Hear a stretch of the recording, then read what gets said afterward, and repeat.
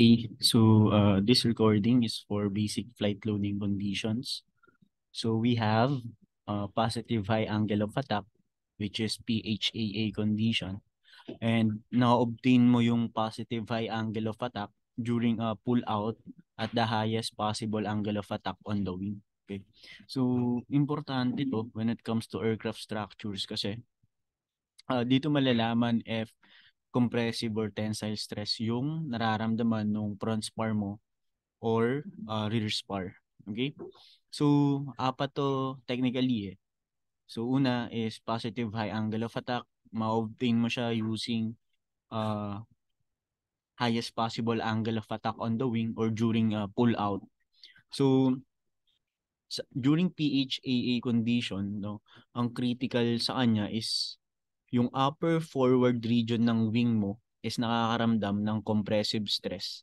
And then yung lower aft region ng wing cross section is tensile stress. Okay? So lagi yung tatandaan yan. So ito yung upper region, this one. Lagay ito ng pointer. Okay. This is the upper region nung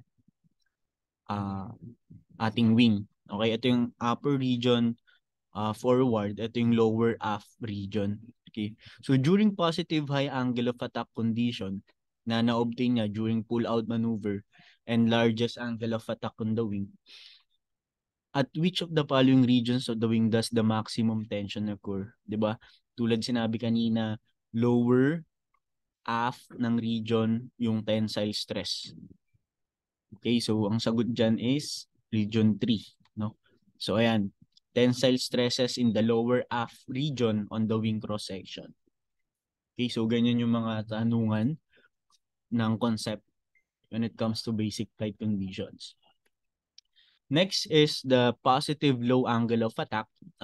Mangyayari yung PLAA during the smallest possible angle of attack or lift corresponding to the limit load factor may be developed. Okay?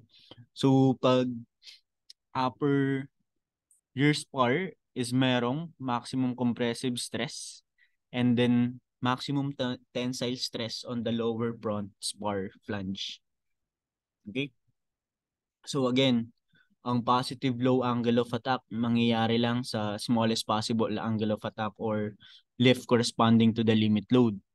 And then yung upper rear spar niya nakakaramdam ng compressive stress and then tensile stress yung lower front spar. No, kung magbabalik tayo dito, ito yung upper rear spar, no, this one. And then ito yung forward, no, na lower spar.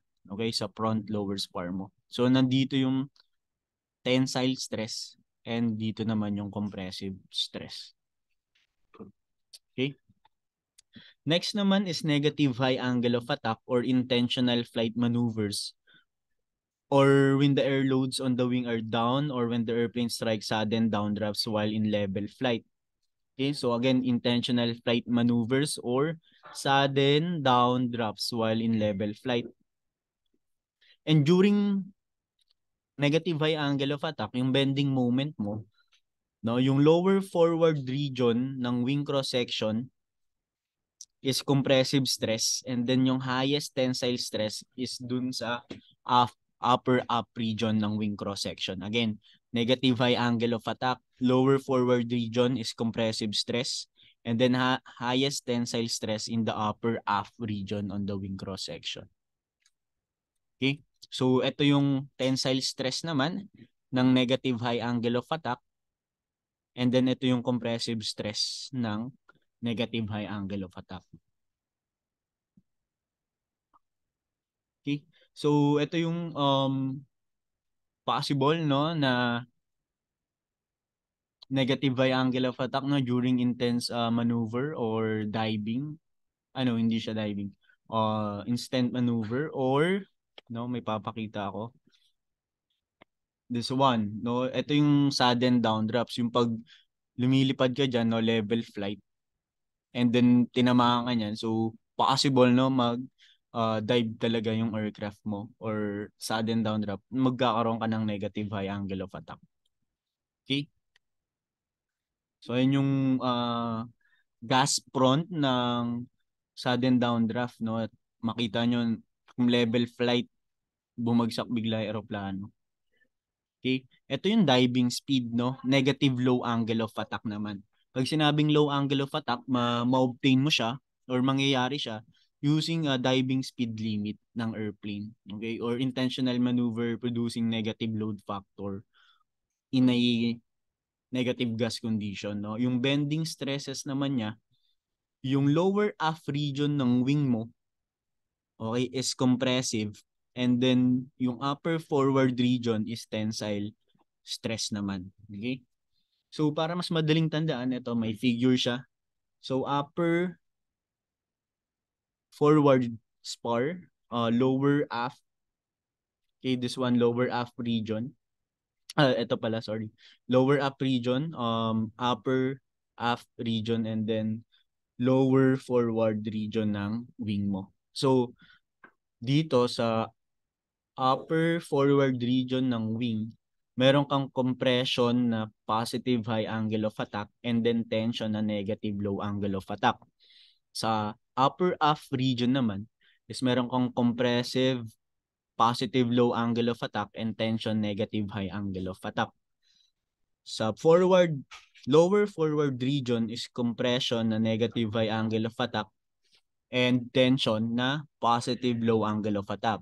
Sa lower aft region naman, meron kang compression, negative low angle of attack, and tension na positive high angle of attack. Okay?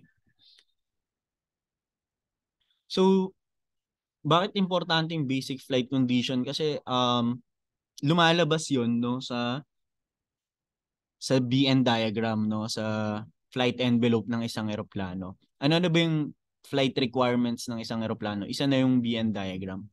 So the Civil and Military Aeronautics Authority issue requirements which specify the design condition for the various classification of airplanes. Generally speaking, any airplane flight altitude can be defined by stating the existing values of load factors or acceleration and the airspeed, or more properly the dynamic pressure. Or ito nga yung BN diagram or flight envelope. Yung B doon is airspeed, yung N is the load factor, no? Sa ibang book, that is BG diagram naman.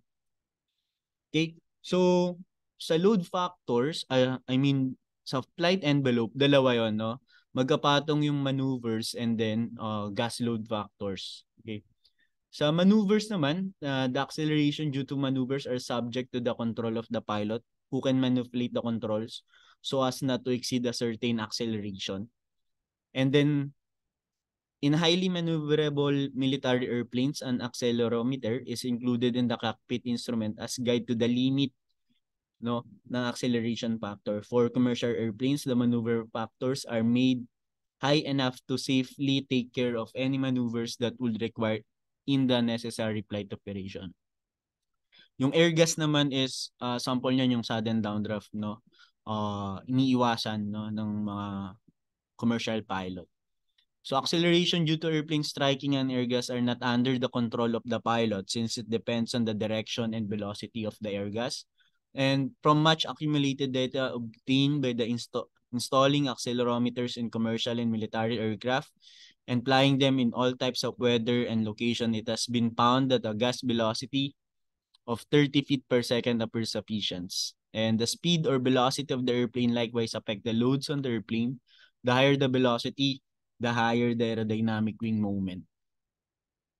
Kaya ito yung sample ng um, flight envelope, no? As you can see, meron kang normal speed, no? Normal stalling speed. Ito yung load factor, -327. Meron kang maneuvering speed, structural damage, and never exceed speed. And then maximum structural cruising speed. So yung mga points na yan is somehow nandiyan yung positive high angle of attack and negative low angle of attack. Okay. So dito, no, BS, yung normal stalling speed, somehow nasa 66 knots, no, sabihin natin. Okay. And then at 2G, no, yung BS mo will increase, no? As you can see from the graph. At 2G, ito yung BS mo is nasa something 90, no? Knots na. Okay? So maneuvering speed BA by the authority BA, pag sinabing BA, design maneuvering speed, no, sa B speeds nyo. BNO, maximum structural cruising speed. Yan ata yung kulay yellow nung dun sa airspeed indicator sa cockpit, and the BNE or the maximum speed the aircraft should be operated in smooth air. After nyan, pag nag-exceed ka, structural failure or stalling. So normal flight operating range yung green, this one. So BNO and then caution range or yellow yung range ng BNO to BNE. So ito yung formula ng gas load factors. So sudden downdraft. Okay. So yun yung mga formula na I think ginagamit nyo sa design, no, to compute the flight envelope. No, examination the formula reveals that all the other factors remaining the same. The load factor increases with increase in the aspect ratio of the wing, increase in forward speed, intensity of the gas, decrease in the wing loading. And since for any given design, the slope of the lift curve is determined once and for all upon selection of airfoil and the aspect ratio ng wing. Okay. Okay, the wing loading is also fixed. The load factor attained by the airplane will then be dependent upon the factors U and V. In order not to reach the excessive load factors, the airplane would either have to avoid severe gas disturbances or slow down when a gas was expected, as when flying through the line storm. Relative intensities and the altitude at which gas have been encountered may be appreciated by examining the data given below.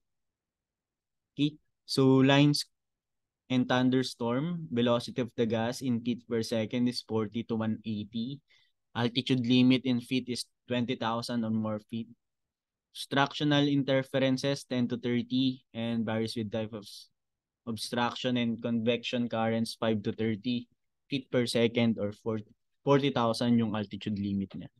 These gas are usually vertical and may act either up or down, although gas may act in any direction depending upon their provocation. Okay, so we have airplane categories. Ito yung very basic na madaling tandaan. No? Civil Aeronautics Board, categories of the airplanes are generally listed as follows. Normal category is non-aerobatic, non-scheduled passenger, and non-scheduled cargo operation. Utility is airplane used in normal operation and limited acrobatic maneuvers such as steep turns, spin, tolls, and lazy eights. Okay? And but not snap or inverted maneuvers or whip stall. Acrobatic category, these have no specific restriction as to type of maneuvers unless flight tests indicate certain limitation. The specified load factors are highest for this category. Transport, these are airplanes to be used in scheduled passenger or cargo operations. Restricted, this include any airplane not covered by any other specified category. So, yan yung 5 basic airplane categories. And empirical load factors calculation, the maneuvering load factor for the air transport airplane may be found from the following empirical formula. It applies to power loadings between 12 and 24 pounds per horsepower, provided that the value of the load factor does not exceed 4.33 or less than 1.5. Okay, ito yung equation mo. Load factor 0.7 plus 32,000 pounds overweight in pounds plus 92 with power loading. And for other categories, the maneuvering load factors are specified as follows. For normal, N is equal to 2.1 plus 24,000 weight plus 10,000. But N need not be greater than 3.8 and shall not less than 2.5. Okay? Pag utility, 4.4, acrobatic 6.0 yung load factor nila. Pag normal category, pwede mong computein. Ito, fix na to. The gas velocity of positive or negative 30 feet per second are specified for speed ups to cruising speed and plus positive and negative 15 per feet per second for speed up to the design dive speed. Kaya ito yung gas load factors na merong flight. Okay guys, so gas load factors naman for VB, VC, VD. Yung VD diving speed, VC is cruising speed, and VV is yung gas speed mo. Okay, so ito yung flight envelope mo talaga, this one.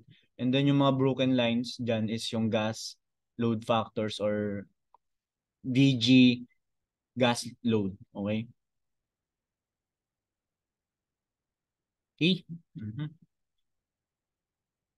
So this one, kung saan nakalocate yung mga positive high angle of attack, negative low angle of attack, positive low angle of attack, and negative high angle of attack.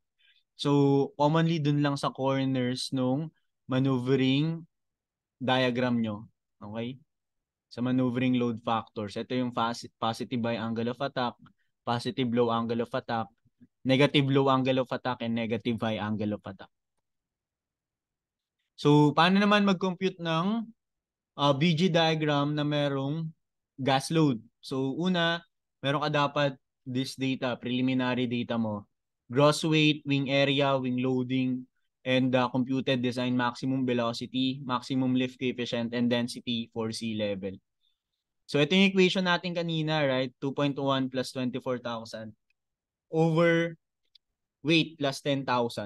So, nakuha natin positive limit load factors is 3.89. So, pasok siya sa utility category. So, pag 2.5 to 3.8 normal category, pag acrobatic 4.41 to 6.0. Paano naman kunin yung negative limit load factors ng aircraft mo? Negative 0.4 times N. Okay, yun lang. Yung nakuha mong N. So, paano man naman kunin yung VA or design maneuvering speed? Una, kunin mo yung stalling speed. And then this is your equation para sa BA. BS times the square root of positive limit load factors. So you have maneuvering speed na. Design maneuvering speed. Next is how to compute the positive normal force coefficient. No, so ito yung pag-compute ng CNA, this one, NW over 1/2 rho VA squared S. So nakuha mo 1.132 and dito meron kang CNA and then the dynamic pressure for maneuvering speed, no, maneuvering airspeed. So ito yung equation niya, 1/2 rho VA squared. Ang nakuha mo is 42.303. So, positive limit load factors, 3.899. Same with the nakuha natin kanina. Pag negative naman, same process. Gamitan mo lang ng negative limit load factors and you will get the same result sa negative normal force coefficient. And then you have table for maneuvering load factors. Okay, so as you can see, 3.899. Same process lang gagawin mo. From 10, to yung mph or feet per second mo. So, ginagawa yan, no, para mas madali is sa Excel. Okay, sorry. Sa gas load factors naman, due to gas, ito, yung calculation, cruising airspeed calculation, VCDES, is equal to 0.9 V maximum or maximum airspeed mo.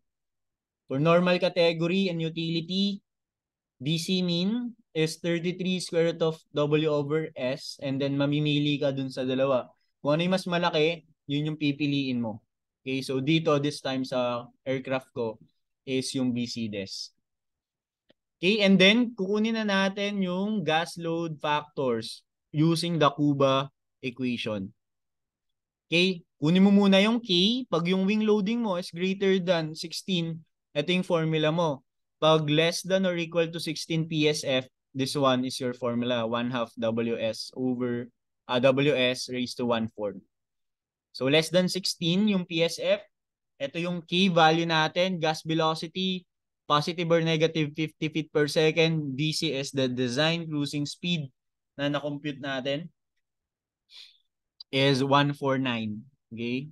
Or yung na-compute ninyo sa aircraft design. Okay? So after nyan, kunin mo yung um, lift curve slope no, from infinite. Ito yung equation natin, no, as you can remember sa aerodynamics ninyo. And then the finite lift curve slope. Nakuha natin 3.33 and then you have your formulas. No, using Excel makukuha mo hanggang BC, no, yung value ng positive n and negative n. Okay, mamaya papakita ko yung calculation sa Excel. Okay? So, tingnan nyo lang yung formula, no? So, para magamay ninyo. Para sa diving speed, that one, no? Same process, scuba, finite, infinite lift curve slope, and then the finite lift curve slope. Okay? And then, table, and then para sa composite BN diagram, which is kasama mo na yung composite kasi nga, sama-sama na yung load factor, maneuvering, and then yung gas line.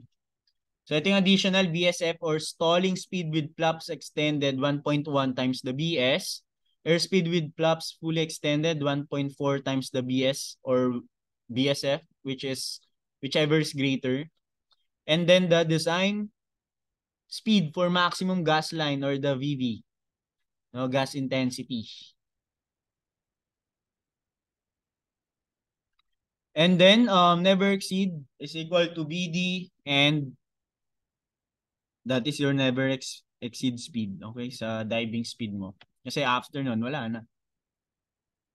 Lalabas ka na ng flight envelope. So, ito yung sample flight envelope computed using the tables. Okay?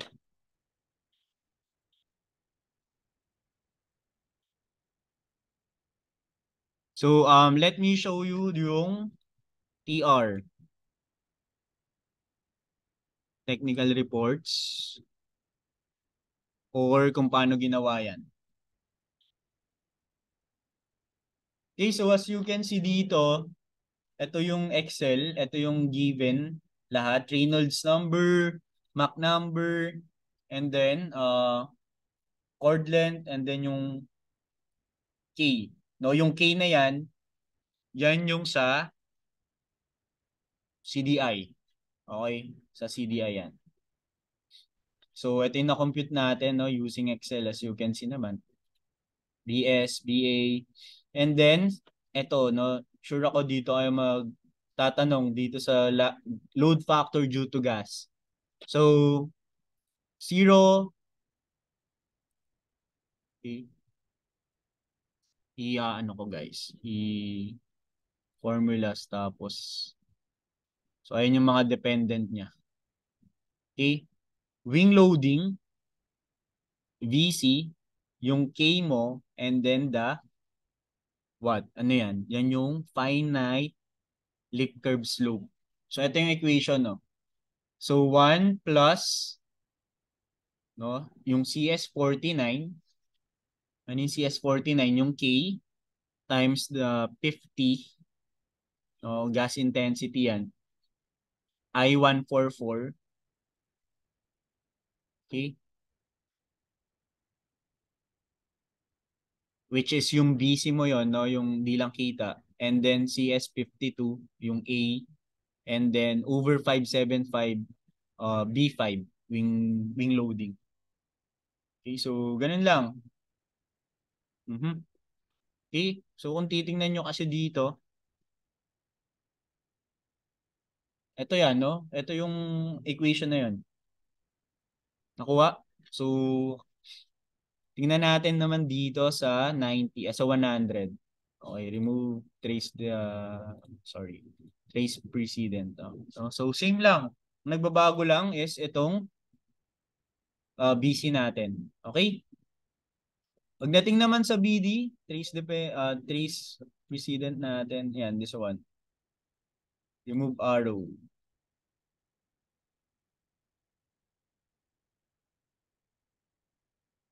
So halos same lang din naman kaya dyan na lang din nilagay. Okay. Wing loading. Tapos, yeah.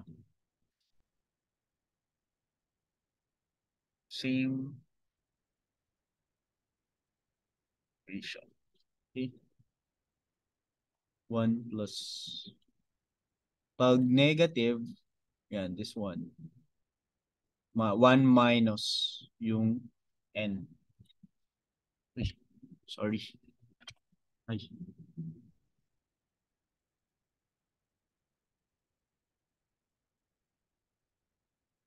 Ito is merong 50 gas line. Ito kasi wala. 25 lang. So yung mga gas line value nila, tina times. Ito 25, okay? Kuha nyo 25 sa BC is 50. Okay, yun lang. And then, kunin nyo yung coordinates. So you can see, okay, and then i-plot ninyo, no? Para makakuha kayo ng inyong gas load factors na computed, at least sarili nyong gawa. Okay?